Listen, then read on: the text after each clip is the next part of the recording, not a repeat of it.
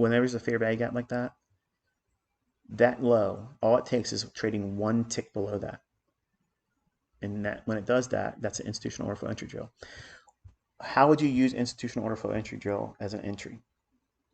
Well, when you anticipate a gap staying open, but you think it may trade higher, in this case, trading up to this area here. So I drew all this out here, and I told you that I want to see this stay open. That means I don't want to see the difference between this candle's high and that candle's low. I don't want to see it trade down like this. In other words, I don't want to see this type of thing. I'm not sure it's going to even let me do it, will it? Well, I don't want to see it do that, like come down and completely lay over top of that that lower level line. I want to see it can come down into it a little bit, like it does here. Maybe even trade down to the halfway point, which is consequent encroachment. But I don't want to see it trade all the way down into it. So if I ever am watching price action, and you'll see this in the live stream, so you'll hear me talk about it, where I'll say I want to see this remain unfilled or left open. It's because I want to see it do this very thing here. Why should I expect this? I know you're thinking, okay, so I get it, ICT, I wrote it down, but why did you expect it to stay open? Because I get this question so many times. And even in the lectures when I talk about it, like I'm doing here, I will still see, I almost said something rude. I probably will. I'm going to publicly shame you. I'm going to screenshot it and put, now, see, you're going to do it now because you want your name to appear on my community tab. But I was thinking, I'm going to shame you and show you that you're asking something I talked about in the very lecture when I talked about the very thing you're mentioning a concern about, which is I get this question a lot. How do I know which fair value gap won't fill in? Okay, if we were in a classroom and I said, okay, raise your hand if you don't know when to do that. Most everybody would probably raise their hand. And I get that same type of thing in the comment section. They'll say, how do you know that that fair value gap doesn't or won't likely close in? Like what gives you that discernment? What makes you say that you can trust that? Well, we've consolidated like this here. And my attention was around this level here. Not enough to take a trade, but I wanted to see, does it repel this and start to break down? Before I go any further on that, if it would have started the breakdown, I would have dropped down into a 15-second chart, used the fair value gap, and outlined that down into the level I was looking for over here and then here. But it didn't give me that retrace back to it and break down because we're looking at it on a 1-minute chart. Then I could drop down to a 15-second chart and then use that and teach on the price delivery continuum theory. So all that means is, it sounds like mumbo jumbo, but it's basically understanding one time frame and then breaking that run that you see beginning on one higher time frame, in this case the 1-minute chart. I can drop down to a 30-second, a 15-second, a 5-second chart and find multiple entries in that delivery while that price run is unfolding. You're getting lots of opportunities to get involved in that move and still not technically be chasing the marketplace. But why did I talk about this staying open before going up into this area here?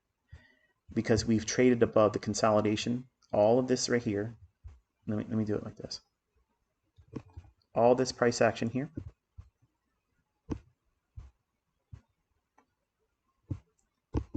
we've traded higher since 9:30 here, up, back down, trade higher, consolidating.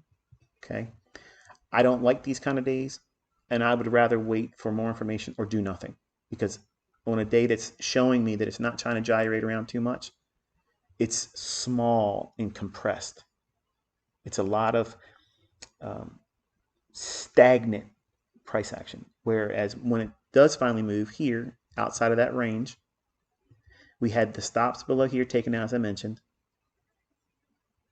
and then we traded above the high. Okay, wonderful. Once it does that, that means we left this consolidation. Did we leave the consolidation after a stop hunt? Yes. So that means once we're outside of this range, and if we have a fair value gap, those tend to be left open. So what does that mean? You can feel, not today, not on a day like this, but you're going to see me talk about it on other days where there hasn't been a big PPI number or CPI number or something to that effect, where we move outside of a range and we have this same element here. This is something you can go back and look at your old charts. Maybe it's a trade idea that you lost on, or maybe you missed a move, or maybe you didn't know what the market was going to do, and you can go back and look at your old charts and see this here, and you'll see that they stay open, not all the time, but most of the time. If it's something like this and you anticipate them staying open, and you have a target up here that you think is going to draw price to,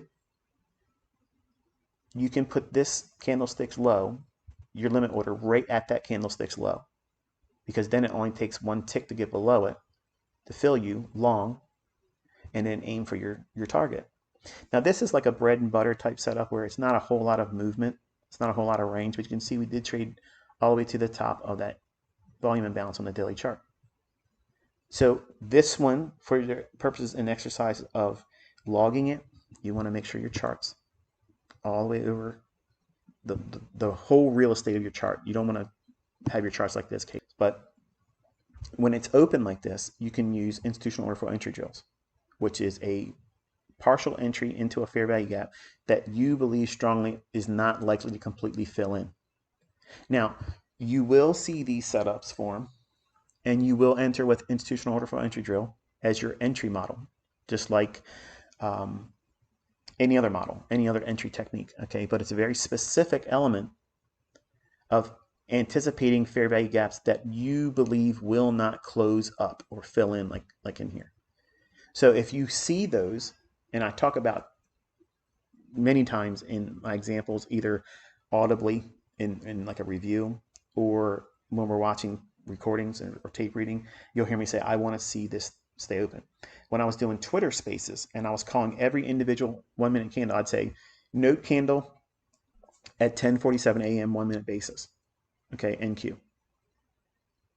And then I'd say, I want to see that one stay open or remain unfilled. That's the equivalent of me saying when we were watching it live down here, I want to see this one stay open. I don't want to see it fill in. And it doesn't, okay? That proves there's logic there. That means there's something behind what price is doing that's causing me to say those things. It's not me just pulling shit out of my ass and just saying, hey, I'm going to talk and hear myself talk. I'm drawing your attention to something that I know with experience will most likely present this, okay? Contrast that with all of everything else that was going on prior during the beginning of the stream. I was in observation mode. I want to see this. I want to see that. Because if it does this, then I'll have more information. I have no hardline fast, this is what's going to do. Until we had that. Then I said, I want to see this stay open, and we're going to likely draw up into that daily volume imbalance. Is it something I'm going to trade? No, I'm not interested in being long. But ICT, it's moved up 30, 40 handles by now. Why didn't you take the trade? Because it's going against my comfort level. I don't want to take this trade. I can make all the points and handles I want just on Friday and not do anything today, tomorrow, or Thursday. That's the benefit of knowing that this stuff repeats. You don't have that. You think that every time there is something forming in price action, and I'm talking about it live, something happens in your head where you think this is the only time it's going to work, or this is the only time that I have the opportunity to use this information, and I need to hear him say this is a buy or sell. I need him to tell me where the stop loss, because you think that there's nothing else ever going to repeat in this. Like, this is the only opportunity. And the way you get past that is doing what we're doing here. 10:50 to 11:10. There's going to be a run on liquidity or a run to inefficiency. I'll walk you through that macro before I close this one. But the idea is you want to see where does your attention jump to. Even if I'm talking about price action and I'm referring to something, your attention may go right to something else that I teach, like it's an order block, a stop run, like this here, institutional order flow entry drill. For students of mine that know what an institutional order flow entry drill is, like my private mentorship students, as soon as I outlined the fair value gap, you probably already saw that before I even started mentioning it. But anytime I say a fair value gap or an imbalance should stay open, what I'm saying is this is for your notes. If it's something that's acting as a premium array, meaning that it's trading up to it, which is the opposite of this, because we traded up and we're trading back down into it. The most sensitive area in that fair value gap is going to be the midpoint to the high of it here, which is this candle's low.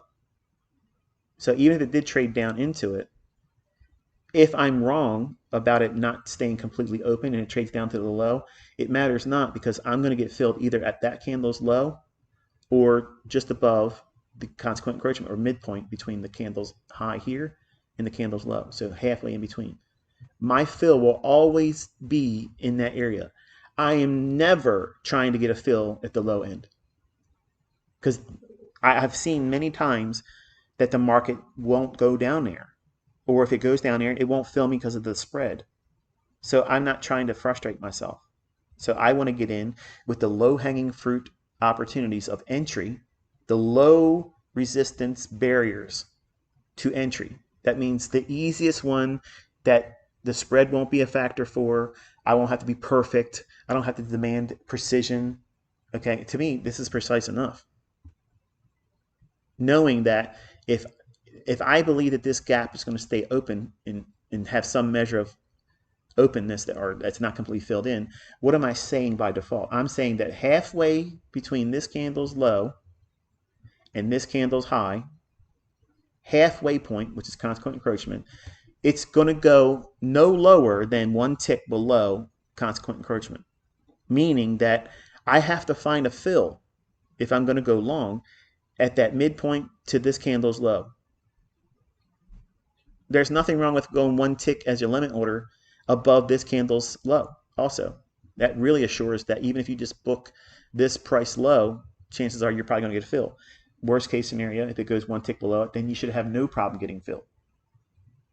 But I've been in the market with real accounts with limit orders where the market has spread 2 ticks beyond my limit order and it still did not fill me, and it ran without me. So it doesn't guarantee that you're going to get in, which is why I always try to use and teach low-hanging fruit objectives for targets, and the same thing happens for entries. We're looking for the lowest resistance or barrier to getting a trade. So if we believe that this is going to stay open, Caleb, where would you place your limit order to get in as a buy if you're trying to aim for this volume imbalance as I outlined before it traded there? Is it going to be you're using that low as your limit order, or are you going to use one tick above it and just feel comfortable with absorbing any of that extra drawdown, being willing to see it trade down to the low, because it could spike down there and do that and still trade up there? But your stop has to be below this candle's high. So the risk is defined by, okay, let's say it like this. Look at this value up here, okay, right above where I'm showing you my cursor. That low is 18,931 even. So your limit order could be 931.25. So if it books at 931 even on that candle, as soon as it does that, it should fill you. But it might not. That low comes in at 929 even. You're getting filled. You're literally giving it 5 ticks, or no, was it more than that? 31? 9 ticks. You got 9 ticks. 4 ticks makes up a handle. So it's 9 ticks traversing in price. So you're absolutely getting in there. The lower portion of that gap, I'm not interested in seeing it trade down there. But guess what I'm doing? I'm affording myself the flexibility. Should it do so, it would not freak me out if it's a day where I'm willing to be long. Okay? So Caleb needs to determine if he's going to use the low of that candle when there's a likelihood of a gap not filling and it trades down into it. Okay? The best fills are going to occur at the midpoint, which is consequent encroachment, to the high of that gap. And the least probable fill is going to be in the lower half, because you're probably not going to get filled. Why? Because this gap formed after leaving this consolidation. So therefore, this gap should behave. It should behave as a breakaway gap. But this leaving of that consolidation, you're breaking away from that. If it's not supply and demand that people say I'm trading with, they're saying that I'm trading support and resistance. So if this is the resistance here, why didn't it come back down and touch it? Because it's not support and resistance that makes markets go up and down. But the breakaway gaps, okay, when I'm referring to anything like this where it's not likely to fill, that's your key. That's your, like, okay, that means institutional order flow entry drill. Okay? Unless I say that this gap should stay open or unfilled, you're never looking at institutional order flow entry drill. That's not the go-to. Now, let me backpedal just a little bit for the folks that like this idea, because you might think, okay, well, I'm going to use that as my entry technique, and even if it's a fair value gap that I may not say I want to see it remain open, there's nothing wrong with that per se if that's your entry model. If I'm building a position and say this gap is larger, okay, say it's a little bit wider, I will use institutional order flow entry drill as my first entry, 6 contracts long, and it may dig down into consequent encroachment or the upper quadrant, and then I'll add 4 more.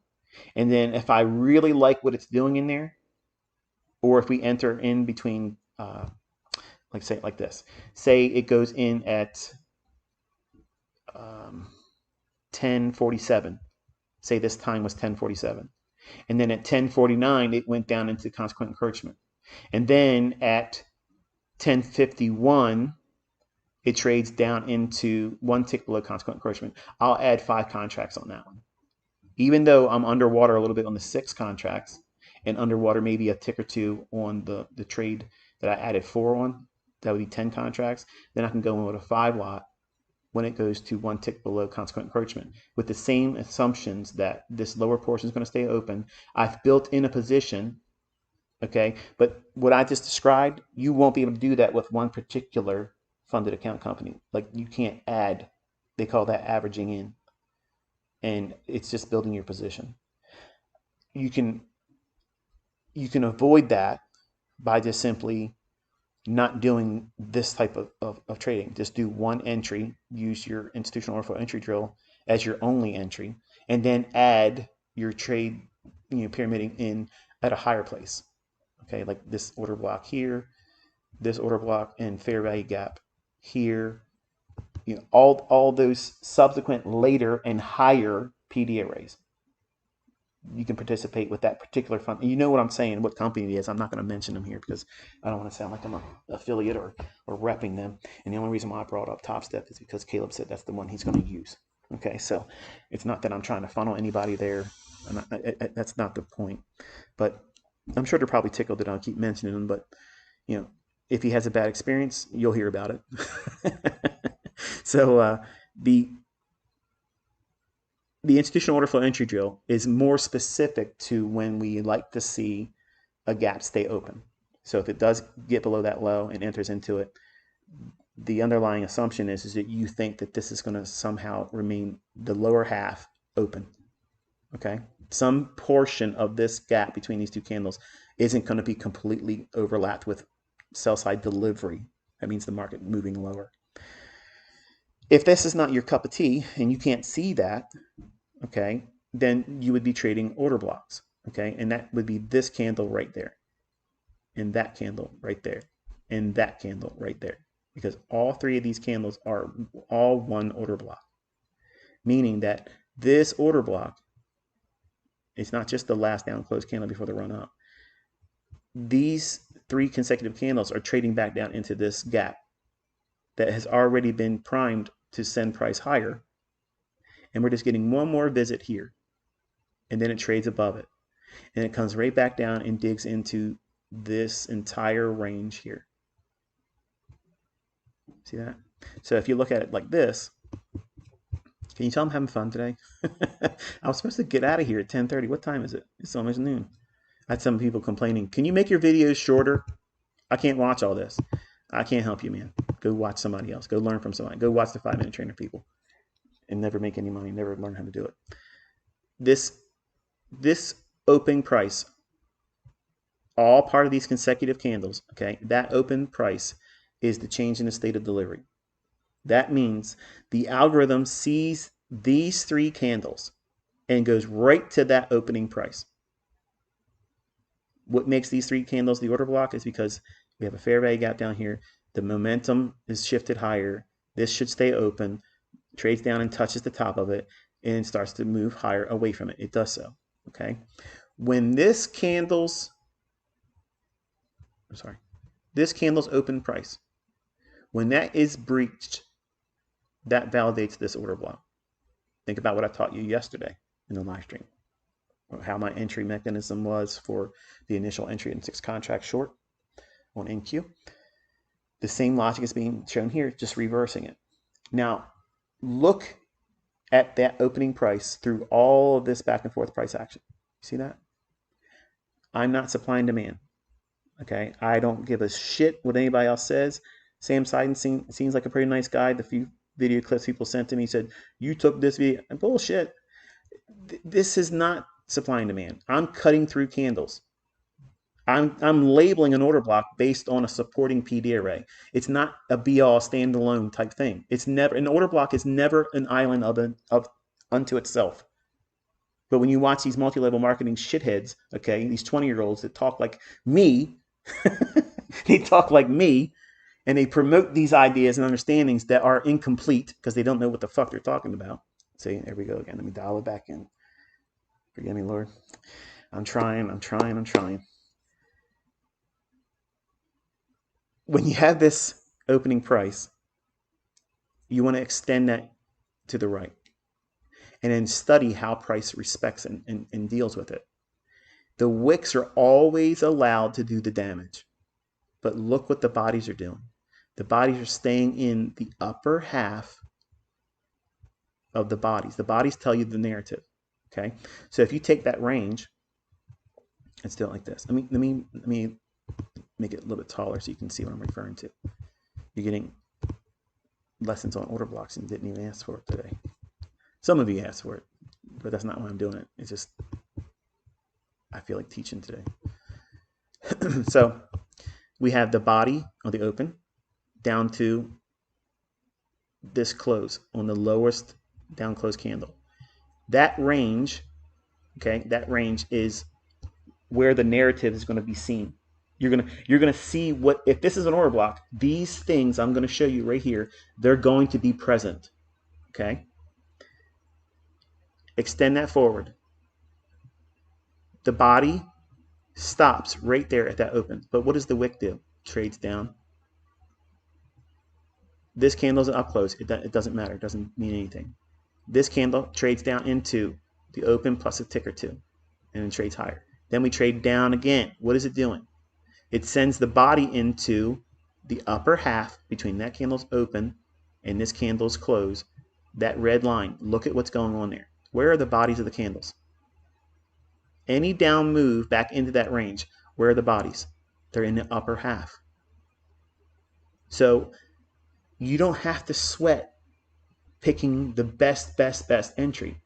If you know what my order blocks are, and you really won't know everything about them until the books come out. When are you releasing the books, ICT? I never realized that writing a book with, I guess, the community I have, and trying to get them to do what I want them to do. Like, I want to cover the way I want to cover, and they're like, well, you know, your percentage is going to be lower for this.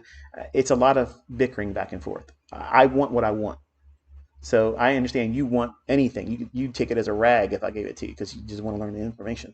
But I want my first book to be a specific way. So we're kind of arguing about what they're willing to do and what I want done. And if it doesn't work the way I want, then I'm going to use another publisher. Not that I'm going to be a New York seller's best list type thing, but what I want is what I want. So the opening price, extend that through. You can see all the bodies are working inside that, but the wicks are allowed to do the damage, but they're never piercing the body's low. See that? And then over here, what time is that? Oh, it's so fucking good, isn't it? Isn't that delicious? Look at that. 11:10. What do you think's happening right there? The algorithm that most people don't want to believe. It opens, it sends the price down into that opening price right there. We're cutting through candles, Sam. We're cutting through it, okay? There's no wipe off here. But that opening price, that's the sensitive price point, and that's the change in the state of delivery. Meaning that right there, any return to that price and or into the upper half of that consecutive down close candles. And I know some of this is going to be very confusing, especially if you're brand new. Because when we were talking about fair value gaps, you're like, I get this, this makes sense. But this is just for the folks that have been around for a while with me. And they've seen me talk about ICT order block. And they've talked about it in other circles where, it's this, he talks about this down close candle, but it's not always this one. But when he's using consecutive candles, what's the theory? This is the first time I taught this. My private mentorship students never seen this. Okay, like I'm here to teach. If you don't want to learn, you don't need to be here. But you can't deny that right there, and the time it's forming, Dave, because it's all time. So here is the first trade in delivery inside of the fair value gap. This is the PD array. At 1050, the algorithm will do what? It will seek inefficiency or liquidity. Okay, well, we have a gap. It could act as a breakaway gap. We expected to trade down into it, but not fill the gap in. Wonderful. What time is that actually occurring? At 1052. Does it meet the criteria for a macro? Yes. So the time this is forming, it meets it. So that means the market should start to gravitate where? To liquidity. Here, and where I took you to the daily chart. Because if the market's going to move, it's going to move to something on the daily chart. It's not just 1 minute charts. There's got to be some kind of higher time frame premise. And if you build that in relationship to what you see on the smaller time frames, you have the best of both worlds. But the inefficiencies on the daily chart, or the stops or liquidity that's being either engineered or engaged, traded to, booked to on the daily chart, all of the things that make the world go round in the financial market, the key premise and levels are going to derive from a daily chart. It's the previous day's high and low, the previous day's high and low in the last 3 days, last week's high and low, the upper quadrant, the midpoint, and the lower quadrant of that range. Those are always the levels that you need to have, and that is not classic support and resistance. Okay, these are reference points that the algorithm will always go back to. I don't give a fuck if you're talking about Forex. I don't care if you're talking about bonds. I don't care if you're talking about gold. I don't care if you're talking about any of the indices. Anything. That's what it's going to do. If it's running on an algorithm, those are your key reference points. And you're probably like, man, I can't wait for him to put the recording up so I can rewind that and get that again. It'll be there. But here's the 1050 to 1110 macro. And if you're a first time viewer and you don't know what that means, every single 60-minute interval, okay, every 60 minutes, every hour, okay, at the top of the hour, the market will spool. It means it jumps and runs to one of two things.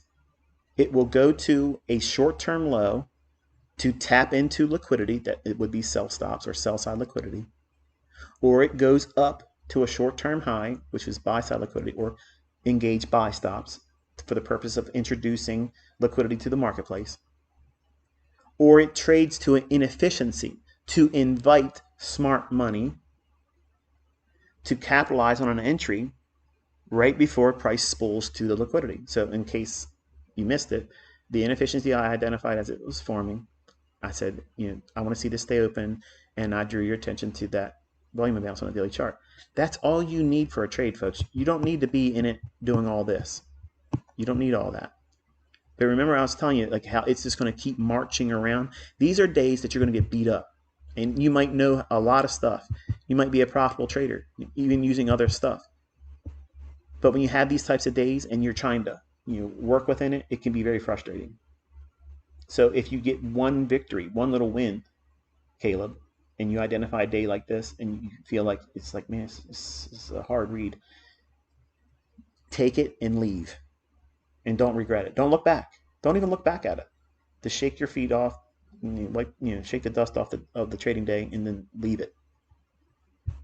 But it's occurring at 1052. It's trading in that inefficiency. For what reason? It's going down there to offer fair value for anyone that understands the elements that I'm teaching you. Then where does the market trade to? Liquidity, which is that high here, because when it drops down here, the highest high prior to that is here. But what's above that? What I took your attention to on the daily chart, that volume imbalance. So from this candle's low, which is 18,931 even, to this candle's high for the buy side, 5150. So we have 21 handles, or no, 20 handles. Okay, 20 handles. That's enough to do a trade for like a bread and butter type set. I can eke 10 to 15 handles out of something like that. Can you? I don't know. But if you're not confident, don't do it. So to give a better range, that volume imbalance that's shaded in yellow that I got on the daily chart, the low of that, and we'll just ballpark it and say it right here, that's 56. So it's 15 handles. Consequent encroachment, eyeball it, 60. So we're looking at 30 handles thereabouts to get the halfway point, which is right up here. And that's exactly what I said. I would only expect that from Caleb. So being a buyer down here, should he have felt inclined to do so, and getting out at midpoint here, and maybe getting filled here eventually, that would be the trade. And then he'd have to move to the sidelines to be content with it.